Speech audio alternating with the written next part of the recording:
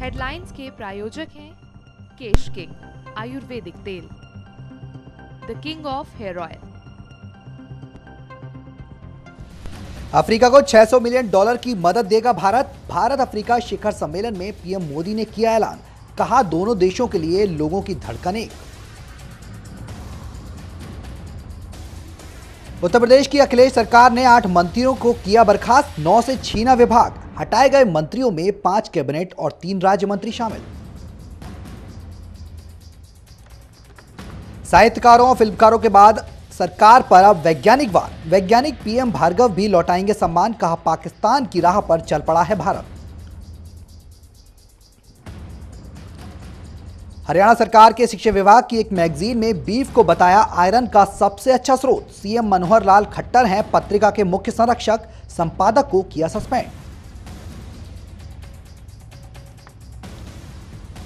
और बीजेपी सांसद आरके सिंह का बयान, कहा छोटा राजन की गिरफ्तारी बड़ी बात नहीं, सरकार के लिए बड़ी सफलता तब जब दाऊद पकड़ा जाए।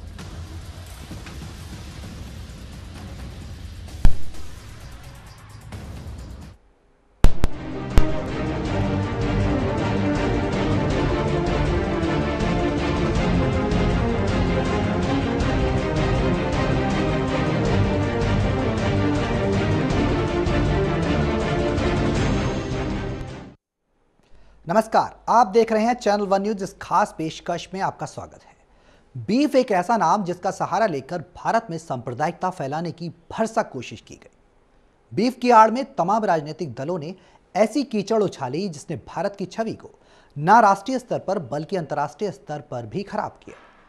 दादरी में अखलाक की हत्या के बाद उत्तर प्रदेश के मैनपुरी भी पूरी तरह बीफ की आग में झुलस गया। जम्मू कश्मीर की संसद भी बीफ की कीचड़ से अछूती नहीं रही।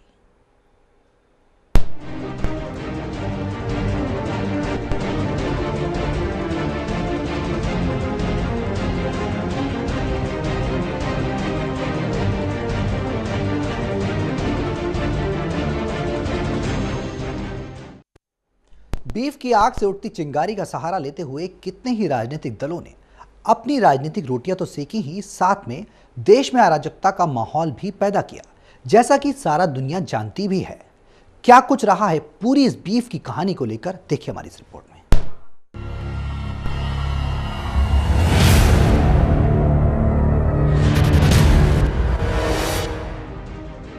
बीफ की आग से उठती चिंगारी का सहारा लेते हुए कितने ही राजनीतिक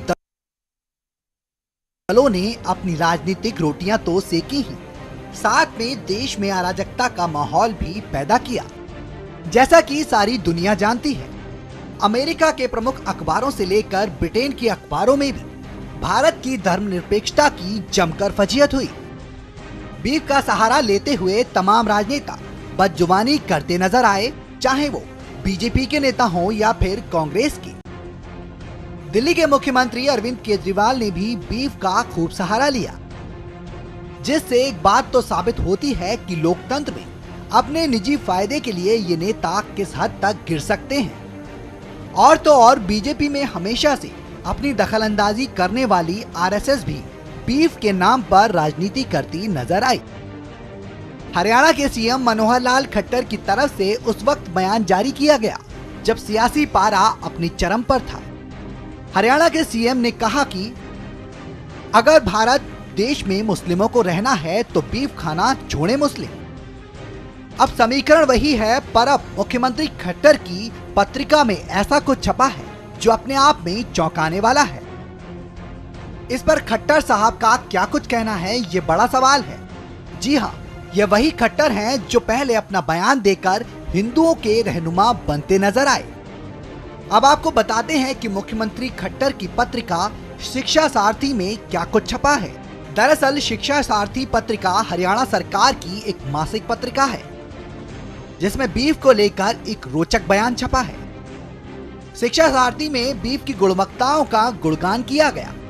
हम आपको बताते हैं कि इस पत्रिका के सितंबर महीने के अंक में क्या छापा गया। शिक्षा सारथी के शीर्षक आयरन ऊर्जा में छापा गया, बीफ आयरन का एक महत्वपूर्ण स्रोत है। शिक्षा सारथी नाम की यह पत्रिका राज्य के सभी सरकारी स्कूलों में वितरित की जाती है। इस मैगजीन में स्कूली बच्चों, खान पान, खाद्यपान, प्रेरणादायी कहानियां और स्कूलों की ओर से हासिल की गई उपलब्धियों का ब्यौरा शामिल रहता है। हालांकि इस लेख के छपने के बाद जैसे ही इस पर तूल नजर आया, ये पत्रिका वेबसाइट से ही हटा दी गई। अब सवाल ये उठता है कि एक तरफ तो सीएम खट्टर साहब बीफ पर विवादित बयान देते हैं, जबकि दूसरी तरफ उनके ही राज्य की मासिक पत्रिका एक लेख छापती है जो अपने आप में कहीं ना कहीं राजनेताओं की दोहरी चाल को दर्शाता है। ये सबसे बड़ा सवाल है जो उठना भी लाजमी है कि आखिर क्यों। चैनल वन न्यूज के लिए सौरभ चौहरी की रिपोर्ट।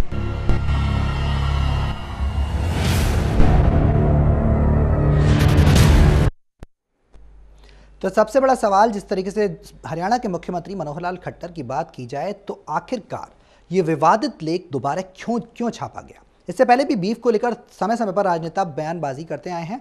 तमाम बीजेपी के दिग्गज नेता बीफ की आड़ में अपनी राजनीतिक रोटियां सेकते हुए नजर आ रहे हैं। आपको बता दें कि एक बार फिर से हरियाणा की मासिक पत्रिका इस बार विवाद में है और खासकर चर्चा में का विषय भी बनी हुई है, क्योंकि इसमें छापा गया है कि बीफ जो है वो तमाम रूप से ऊर्जा का स्रोत है, साथ साथ आयरन का भी स्रोत है। तो इसी बीच चर्चा में हमारे साथ शामिल हो चुके हैं कांग्रेस नेता अनुज आत्रे जी। अनुज जी, स्वागत है आपका चैनल वन न्यूज में। जी धन्यवाद। अनुज जी, जिस तरीके से क्या कहना है आपका, एक विपक्ष की भूमिका में आप हैं, अगर देखा जाए जिस तरीके से बीजेपी के तमाम नेता बयानबाजी करते हैं, बीफ को लेकर राजनीति रोटियां सेकते हैं, खासतौर पर बात की जाए दादरी की में अखलाक की हत्या से लेकर मैनपुरी भी इससे अछूती नहीं रही बीफ की आग से, जम्मू कश्मीर में भी इसके छींटे दिखाई दिए। लेकिन आखिर बार बार पीएम मोदी समझाते हैं, आखिरकार क्या वजह है जो तमाम राजनेता इस तरीके की बयानबाजी करते हैं। एक चीज, दूसरी बात, अब ये नया मामला सामने आया है, हरियाणा की जो मासिक पत्रिका है उसमें एक विवादित लेख लिखा है, उसमें लिखा है कि बीफ आयरन का एक महत्वपूर्ण स्रोत है। इसको लेकर आप किस दृष्टि से आंकते हैं? देखिए, इससे साफ भारतीय जनता पार्टी का जो है एक दोगला चेहरा उजागर हुआ है कि ये लोग जनता को भड़काने में, जनता की भावनाओं को भड़काने में और अपना स्वार्थ सिद्ध करने में किसी भी हद तक गिर सकते हैं। किस प्रकार से इन्होंने जो है पीछे गौ हत्या को लेकर के, बीफ के मांस को लेकर के किस प्रकार से इन्होंने राजनीति की और दंगे करवाए और हत्या भी करवाई और लोगों में मनमुटाव करवाया। और उसी की जो सामने जो है इनकी राज्य में जहां पर इनकी सरकार है भारतीय जनता पार्टी के, वहां पर एक लेख छपता है कि कहते हैं कि उसमें जो बीफ जो है फुल ऑफ प्रोटीन्स और आयरन है। तो ये तो भारतीय जनता पार्टी से स्पष्टीकरण मांगना चाहिए कि वो उनका क्या स्टैंड है, आखिर क्या चाहते हैं वो लोग। एक तरफ तो जो है इसका विरोध करते हैं कि बीफ नहीं, यहाँ हमारे देश में जो है गौहत्या नहीं होनी चाहिए, ये बीफ का जो है मांस का नहीं भक्षण होना चाहिए। एक तरफ ये उसी चीज को जो है बढ़ावा देने की बात करते हैं। तो देखिए, ये हर जगह ये अपना दोगलापन की नीति पे होते हैं और हर जगह ये पकड़े जाते हैं। इस बार भी ये अनुज जी, बात की जाए जिस तरीके से बीजेपी के तमाम दिग्गज नेता बीफ की लंगड़ी बैसाखी का सहारा लेकर जिस तरीके से राजनीति कर रहे हैं, खास तौर पर अगर कांग्रेस की बात की जाए तो कांग्रेस उपाध्यक्ष राहुल गांधी भी मौजूद थे जब दादरी में तमाम तरीके की ये बातचीत हुई थी और खास तौर पर तमाम घटना हुई थी। उसको लेकर कांग्रेस के उपाध्यक्ष ने भी तमाम तरीके की राजनीति की थी। क्या कांग्रेस बीफ की राजनीति पर कीचड़ नहीं उछाल रही है? नहीं, ये आप गलत हमारे ऊपर वो बात बोल रहे हैं। कांग्रेस ने कभी भी इस तरीके की राजनीति नहीं की, ना राहुल जी ने किसी प्रकार की राजनीति की। जी, राहुल जी वहां गए, एक संवेदना व्यक्त करने गए, एक इंसान की वहां पर हत्या हुई, अनुज जी, कारण से हुई अनुज जी, आपका अपना पक्ष है कि आपने कहा कि राहुल जी सीधे गए थे संवेदना व्यक्त करने। अगर बीजेपी के किसी नेता से पूछा जाता है तो वो भी कहते हैं कि हम संवेदना व्यक्त करने गए थे।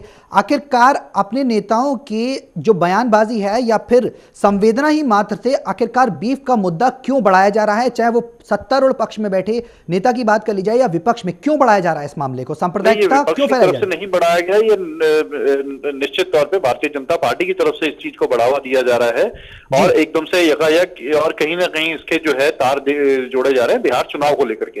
बिहार में कहीं ना कहीं सांप्रदायिकता का कार्ड खेलने की कोशिश की थी भारतीय जनता पार्टी ने, इसीलिए ये गौ हत्या और बीफ का इन्होंने एक चाल चला था और जिसमें ये विफल हुए हैं। और अभी देखिए, अब उसमें इनकी कलाई खुल गई है कि एक तरफ तो ये जो है उसका वो करते हैं, विरोध करते हैं, दूसरी तरफ उसको ये बढ़ावा देने की बात कर रहे हैं। तो जिसकी इनकी घोर शब्दों में निंदा करनी चाहिए और इनसे स्पष्टीकरण मांगना चाहिए कि आखिर क्या इनका पार्टी का स्टैंड है, क्या इनकी जहां जहां इनकी सरकार है इनका क्या स्टैंड है, तो विरोध में है या पक्ष में, इनको बताना चाहिए पहले। जी, तो अनुज जी देखिए, आपने जिस तरीके से बताया कि तमाम बातें कही हैं, लेकिन एक सवाल मेरा आपसे सीधा साधा सवाल यहाँ पर यह है कि जिस तरीके से कांग्रेस की बात की जाए तो एक लंबे शासनकाल में कांग्रेस पार्टी रही है। बात की जाए भारत की स्वतंत्रता से लेकर तमाम बातें कांग्रेस ने ही नींव रखी, तमाम मुद्दे कांग्रेस के रहे। क्या बीफ को उस समय प्रयोग नहीं किया जाता था? क्या गायें उस समय नहीं काटी जाती थी? आखिरकार कांग्रेस ने इसमें स्टैंड क्यों नहीं लिया? क्यों नहीं प्रतिबंधित किया गया गाय के मांस को?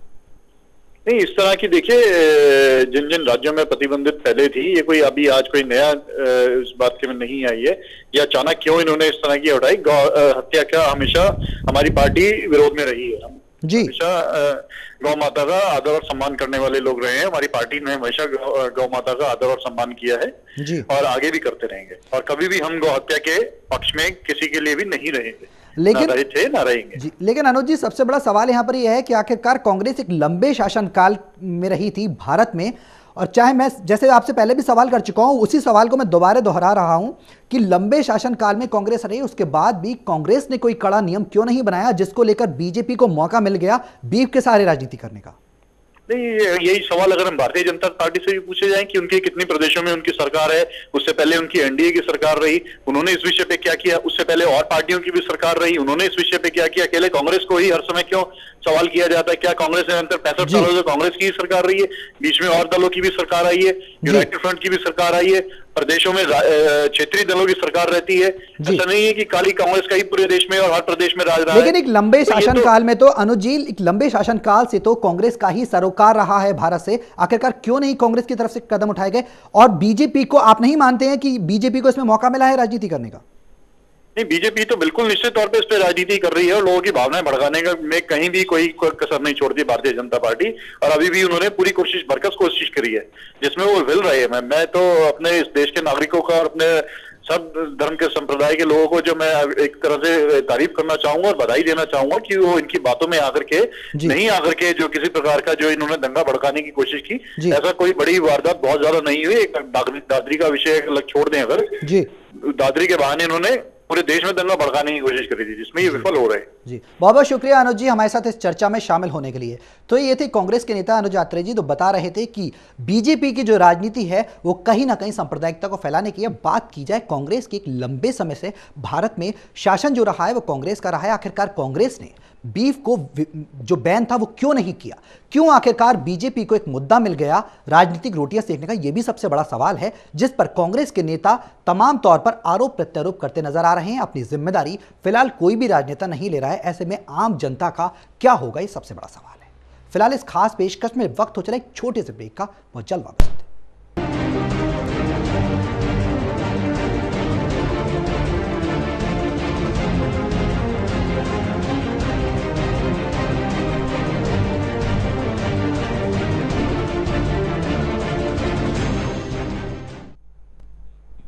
ब्रेक के बाद फिर से आपका स्वागत है अपनी खास पेशकश में बने हुए हैं।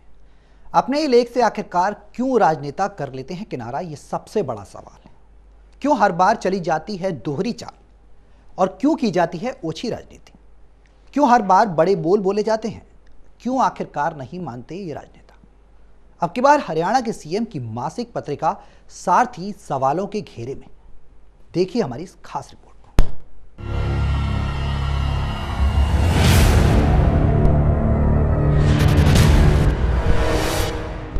बीफ एक ऐसा नाम जिसे सुनकर शायद आपके कान भी पक गए होंगे। आखिरकार कब तक होती रहेगी बीफ पर सियासत? हिंदुओं की पूज्य मानी जाने वाली गौ माता को आज राजनीति की ढाल बनाकर प्रयोग किया जा रहा है, जो मौजूदा सरकार की मानसिकता को साफ दर्शाती है। आखिरकार क्यों हो रही है बीफ पर सियासत?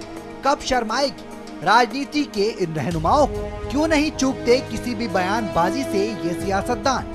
हरियाणा सरकार की एक पत्रिका में बीफ की गुणवत्ताओं का गुणगान किया गया है, जो अपने आप में बीजेपी सरकार और साथ ही खट्टर सरकार के लिए शर्मनाक बात तो है ही, साथ में सबसे बड़ा सवालिया निशान लोकतंत्र पर भी है। शिक्षा विभाग की ये पत्रिका शिक्षा सारथी मासिक रूप से प्रकाशित होती है। इस पत्रिका के सितंबर माह के अंक में आयरन ऊर्जा का महत्वपूर्ण स्रोत शीर्षक लेख में बीफ का जिक्र है।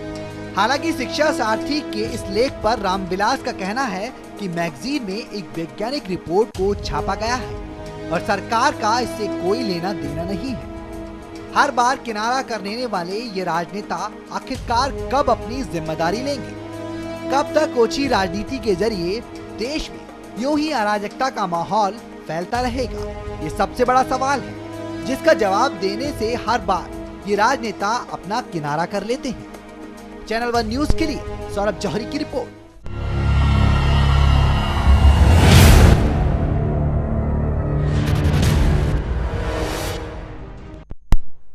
जी हाँ, बिल्कुल, बीफ एक ऐसा नाम बन चुका है, शायद उसको सुनकर आपके भी कान पक गए होंगे। आखिरकार बीफ को लेकर तमाम राजनेता कब तक राजनीति करते रहेंगे? बात की जाए हरियाणा के सीएम मनोहर लाल खट्टर की, तो वो बार बार विवादित बयान देते हैं। कभी उनकी पत्रिका में कोई लेख छपता है, कभी आरएसएस अपनी पत्रिका में लेख छापती है, तो कभी कोई नेता खुद जाकर जो घटना स्थल है वहां पर बयानबाजी कर देता है। अब सबसे बड़ा सवाल यह है कि आखिरकार बीफ पर राजनेताओं को कब शर्म आएगी और इस नाम का जो प्रयोग है वो कब वो बंद करेंगे?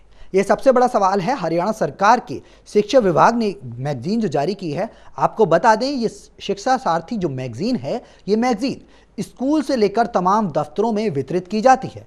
ये जो लेख है बीफ का, इसमें आयरन का स्रोत बताया गया है बीफ को, और शिक्षा सारथी के अंक में लिखी गई है। आपको बता दें, ये मैगजीन सितंबर अंक की है, लेकिन जैसे ही ये मामले ने तूल पकड़ा तो हरियाणा सरकार ने पोर्टल से, यानी बात की जाए वेब से, अपनी साइट से ये मैगजीन की जो मुख्य पृष्ठ था उसे हटा ही दिया। आखिरकार पता क्यों नहीं रहता सरकार को कि इस तरीके का कोई लेख छपा है, विवादित लेख है, खुद विवादित बयानबाजी करते हैं। हालांकि हरियाणा के सीएम मनोहर लाल खट्टर ने इस पर कार्रवाई करते हुए पत्रिका के संपादक को सस्पेंड कर दिया है। लेकिन बड़ा सवाल यह है कि आखिरकार अपनी गलती को छुपाने के लिए कि दूसरे को सजा देना कहां तक जायज़ है? बात की जाए सरकार की, पीएम मोदी ने तमाम तौर पर, चाहे बिहार में रैली की हो, अपने राजनेताओं को बार बार समझाने की कोशिश की है कि बीफ विवाद को ज़्यादा ना फैलाएं। खास तौर पर भारत की सांप्रदायिकता में जो घी में आग का काम कर रहा है, धर्मनिरपेक्षता को पूरी तरह चरमराने की तमाम राजनेता कोशिश कर रहे हैं। लेकिन सबसे बड़ा सवाल है कि आखिरकार सत्तारूढ़ पक्ष जो है वो क्यों नहीं समझता इस बात को कि जो भी उनके शासनकाल में होगा, चाहे वो दुखद घटना हो या फिर हिंसक घटना हो, वो उनके शासनकाल में अंकित हो जाएगी। तो सबसे बड़ा सवाल है, आखिरकार आप बीफ पर बयानबाजी करते हैं, बीफ पर पत्रिका में छपवाते हैं, उसकी गुणवत्ता के बारे में छपवाते हैं। एक तरफ तो कहते हैं हम हिंदू हैं, गौ माता की रक्षा करेंगे, दूसरी तरफ आप ही की राज्य की पत्रिका छापती है कि बीफ में आयरन होता है, बीफ आयरन का स्रोत है। कुल मिलाकर एक तरफ आप समर्थन करते हैं और एक तरफ उसे आप नकारते हैं, जो कि भारतीय राजनीति के दोगले चेहरे को साफ दिखाता है। सबसे बड़ा सवाल यह है कि मैगजीन में जो तमाम तरीके के विरोधाभास हैं, ये आखिरकार क्यों जायज़ हैं और खट्टर सरकार इस पर क्या कर रही है? प्रधानमंत्री इस पर क्यों नहीं कोई कड़ा कदम उठाते? मेरे साथ इस खास पेशकश में इतना ही। चैनल 1 न्यूज पर खबरों का सिलसिला लगातार जारी है। नमस्कार।